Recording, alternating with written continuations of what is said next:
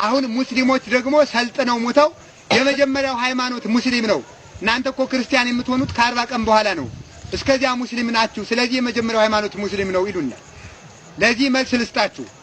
እኛ እስከ 40 ቀናችን ድረስ ወንዶች ቤተክርስቲያን ሄደን ክርስትና የማንነሳበት ምክንያት እስላሞች ስለሆን አይደለም። ግልጽ ነው አይደለ? እስላሞች ስለሆን አይደለም። እንዴት አንድ ሴት ከፈሳሽ የምትነጻው ወንድ ከወለደች በ33ኛው ቀን ነው። በስንተኛው ቀን ነው? በ33ኛው ቀን። ሙሴ ደግሞ የመንጻት ሕግ ብሎ ከፈሳሽ ንጹህ ነው እንዲቆይ ብሎ 7 ቀን ሰርቷል። ኦሪት ዘሌዋውያን ምዕራፍ 12 ቁጥር 1 ላይ ደምሩ ስንት ሆነ? 40።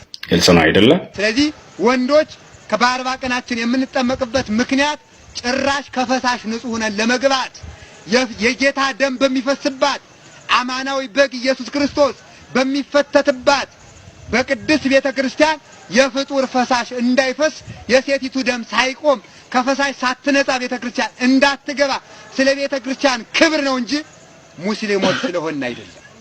የክርስቲያን ልጅ ክርስቲያን ነው። ግልጽ ነው አይደለ? ገብቷችኋል? በ40 ቀናችን የምንጠመቅበት ምክንያት ይሄ ነው።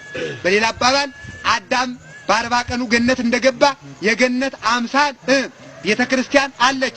ቤተክርስቲያን ትትመሰል በጽርሐ አርያም ዘበላይሉ ቅድስት ቤተክርስቲያን በላይኛይቱ ሰማይ ትመሰላለች። ቅድስት ቤተክርስቲያን በምን ትመሰላለች? በላይኛይቱ ሰማይ በጽርሐ አርያም ትመሰላለች ይላል። ስለዚህ ገነት አዳም በ40 ቀኑ እንደገባ እኛ ደግሞ አማናዊት ገነት ከተባለችው የሰላም ከተማ ከሆነችው የብርሃን ምሰሶ ካላት ጌታችን ኢየሱስ ክርስቶስ ነቢያት፣ ሐዋርያት፣ ሰማዕታት፣ ጻድቃን፣ ደናግል፣ መነኮሳት፣ ካህናት፣ ዲያቆናት፣ አጻዋዮት፣ አናጉንስጢስ፣ መዘምራን፣ ቅዱሳን በሙሉ አበውና እመው ያሉባት ከዚህች ቦታ ለመግባት በገነት አምሳል የግድ 40 ቀን መጠበቅ ስላለብን በዚህ ምክንያት እኛ በ40 ቀን እንጠመቃለን ማለት ነው። ግልጽ ነው አይደለ? ግልጽ ሆነላችኋል? እግዚአብሔር ከሁላችን ጋር ይሁን። ሴቶች በ80 ቀን የሚጠመቁበት ምክንያት ምንድነው ሲባል አንደኛው ሔዋን በ80 ቀኗ ገነት ስለገባች፣ ሁለተኛ ደግሞ ሴቶች በ80 ቀን የሚጠመቁበት ምክንያት አንዲት ሴት ከወለደች ከፈሳሽ ንጹህ የምትሆነው በ66 ቀኗ ነው። በስንት ነው? 66። ሙሴ ደግሞ የመንጻት ሕግ ብሎ 14 ቀን ሰርቷል። ስንት ይመጣል?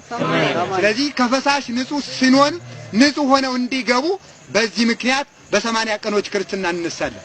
በሌላ አባባል ደግሞ ወንድ ይሄ በ80 ቀንና በ40 ቀን ይሄንን ነገርኳችሁ ከፈሳሽ ንጹህ ነን ቤተክርስቲያን ለመግባት እስከዚህ ድረስ ከሰማን። አንዲት ሴት መንታ ብትወልድ አንድ ወንድ አንድ ሴት ብትወልድ መቼ ወደ ቤተክርስቲያን ትሄዳለች ነው? ይሄንም ጥያቄ ልንገራችሁ። ትፈልጉታላችሁ አይደል? እግዚአብሔር ልቡናን ይስጠን። አሜን። ይሄ የሆነበት ምክንያት ይሄ የሚሆነው እንዴት ነው ሲባል ወንድ ከወለደች ወንዱ በሞግዚት ይጠመቃል። በምን ይጠመቃል? በሞግዚት ማለት በሌላ በእህቷ ባክስቷ በጎረቤት በሌላ ሴት ታዝሎ ሄዶ ይጠመቃል። ለምን? እሷ ስለ ሴቲቱ ምክንያት 80 ቀን መጠበቅ ስላለባት ማለት ነው። ስለዚህ እሷ በ80ኛይቱ ቀን ሴቷን ልጇን አዝራ ሄዳ ትጠመቃለች። ወንድኛው ልጅ ግን በሞግዚት ይጠመቃል ማለት ነው። ኢየሱስ ክርስቶስ በእውነት ኃጢአታችን አጠበልን። ክርስቲያኖች ደስ ሊለን ይገባል። በልቡናችን ንጹህ መንፈስ ተስሎብናል። እግዚአብሔርን የመምሰል ኃይል ተሰጥቶናል። ዛሬ በእውነት አንዳንድ ወጣት ሴቶች ፈረንጅን ለመምሰል በቴሌቪዥን መስኮት የሚያያቸውን ሴቶች ለመምሰል ልብሳቸውን አሳጥረው ከመታጠቂያቸው አድርሰው ቆንጠል እያሉ ነው። እግዚአብሔርን መምሰል ለእናንተ በቂ ነው። ፈረንጅ መምሰል እንስሳትን መምሰል አያስፈልግም። እግዚአብሔርን መምሰል በቂ ሀብት ነው። በቂ ሀብት እግዚአብሔርን መምሰል ትልቅ ሀብት ነው አይደለም? ይሄ የተሰጠነው በመቼ ነው? ስንጠመቅ በ40 ቀናችን በ80 ቀናችን። የሰው ልጅ ሲጠመቅ አዲስ ይሆናል። ዮሐንስ አፈወርቅ እንዳለው ነገ አዲስ ሆናችሁ ትሄዳላችሁ። አዲስ ልብ አዲስ ጆሮ ይዛችሁ ይሄንን ስትሄዱ እናንተ መልካም ትሆናላችሁ። ትጋታችሁ ግን የዝንብ ትጋት እንዳይሆን መጠንቀቅ ይገባል። ግልጽ ነው አይደለ?